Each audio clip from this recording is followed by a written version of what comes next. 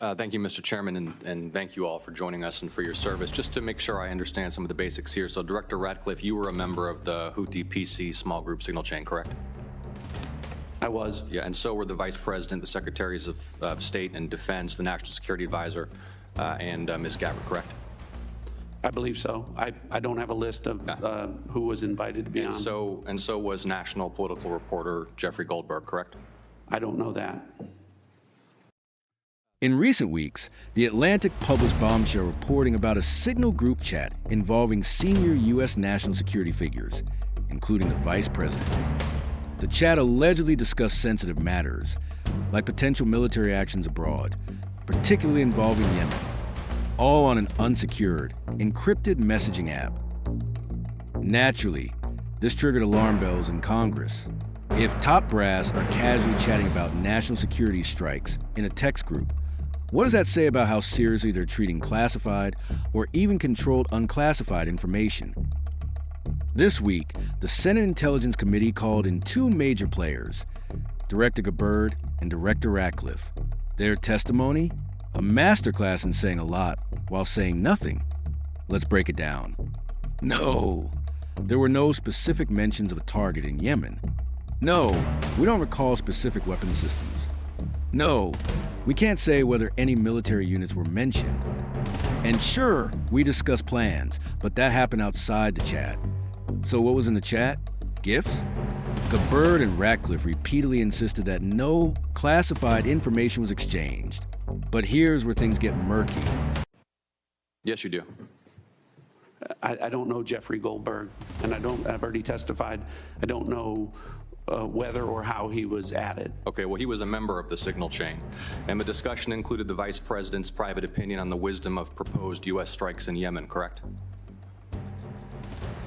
I don't recall.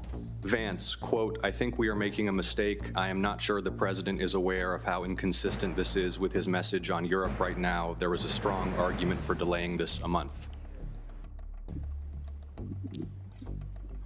You don't recall? As you You don't recall seeing that? read that, I don't. The real kicker here isn't classified info. It's what's called Controlled Unclassified Information, or CUI. That's info that isn't technically classified, but still sensitive enough that it's not supposed to be discussed on unsecure platforms. And yes, Department of Defense policy specifically prohibits this. And yet, Director Ratcliffe said he's unfamiliar with that policy. Unfamiliar with a core operational security rule of the agency you're leading? It included the private opinions of the Secretary of Defense on the timing of strikes in Yemen, correct? I don't recall. Director Ratcliffe, surely you prepared for this hearing today. You were part of a group of principals, senior echelons of the U.S. government, in now a widely publicized breach of sensitive information. You don't recall whether the Vice President opined on the wisdom of the strikes? That's your testimony today under oath? In that setting, I don't recall. Here's what Secretary Hegseth said, quote, "Waiting a few weeks or months does not fundamentally change the calculus. Two immediate risks on waiting. One, this leaks and we look indecisive. Two, Israel takes an action first or Gaza ceasefire falls apart and we don't get to start this on our own terms." Your testimony is you don't recall the Secretary of Defense sending that message or reading it? I recall there being an exchange. I don't recall the specifics as you're reading it. Well, let's put it this way, Director Ratcliffe, a discussion by senior U.S. officials on the timing and risks of a proposed military campaign and disagreements between the President and the Vice President about U.S. plans and intentions would be of obvious interest to foreign intelligence services, would it not? Yes. And they were discussing the timing of sending U.S. air crews into enemy airspace where they faced an air defense threat, correct? I'm going to, Senator, defer to the other principles that you're referring to about what the meaning and the context of what they were on. They're talking about the timing of U.S. airstrikes, correct? Yes. Yes, and therefore the timing of sending U.S. air crews into hostile airspace, correct? Yes. And therefore the time period during which enemy air defenses could target U.S. air crews flying in enemy airspace, correct? I don't know that. You do know that. What we're watching here is the government's version of plausible deniability. They're not lying, but they're definitely not telling the full truth either.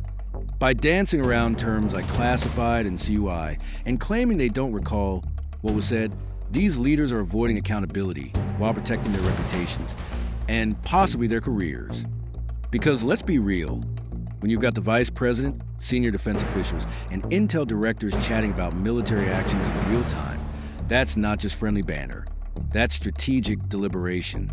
And it doesn't belong on signal. The most telling moment came at the end of the hearing, when the chairman lost his patience. You can't have it both ways.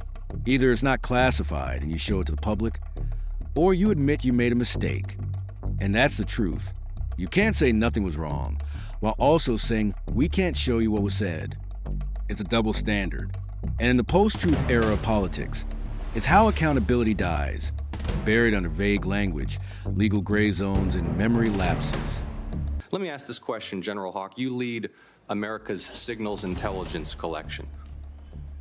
Would the private deliberation of foreign senior officials about the wisdom and timing of potential military action be a collection priority for you and the U.S. intelligence community? Senator, it's our job to do indications and warning for both the plans and intentions of adversary leaders and for military commanders. And would not information about the timing of airstrikes allow a military to pre-position or cue air defense systems to shoot down enemy aircraft? I think, Senator, from our perspective, any advance warning is something that we certainly are trying to protect. Yeah. Director Ratcliffe, this was a huge mistake, correct? No. This isn't just about a signal chat. It's about trust.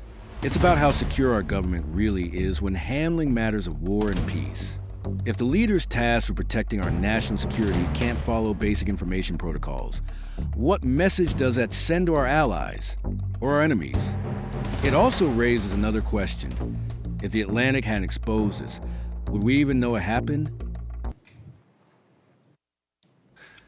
A national political... Hold on. No, you Let me hold answer. on. No, Director The Ratcliffe, I asked you a yes or no question, and now you hold on. A national political reporter You can characterize it how you want. was made privy The White to House has sensitive made information clear about that there imminent was an military inadvertent operations against a mistake, foreign terrorist inadvertent organization. mistake of adding a reporter. And that wasn't a huge to a mistake? seal. That wasn't a huge mistake? Well, I think they characterize This is it an as a embarrassment. mistake. This is utterly unprofessional. There's been no apology. There has been no recognition of the gravity of this error. And by the way, we will get the full transcript of this chain, and your testimony will be measured carefully against its content. Thank you, Mr. Chairman. Senators say they'll get to the bottom of it, and maybe the full signal chat will come to light. But until then, we're left with a disturbing possibility that the people in charge of America's most sensitive decisions might be treating them with less care than your group chat about fantasy football. If that doesn't shake your faith in how Washington works, I don't know what will. This has been React America Today. If you found this breakdown insightful, subscribe for more unfiltered takes and deep dives into the news behind the headlines. Because in a world of spin, we bring the signal.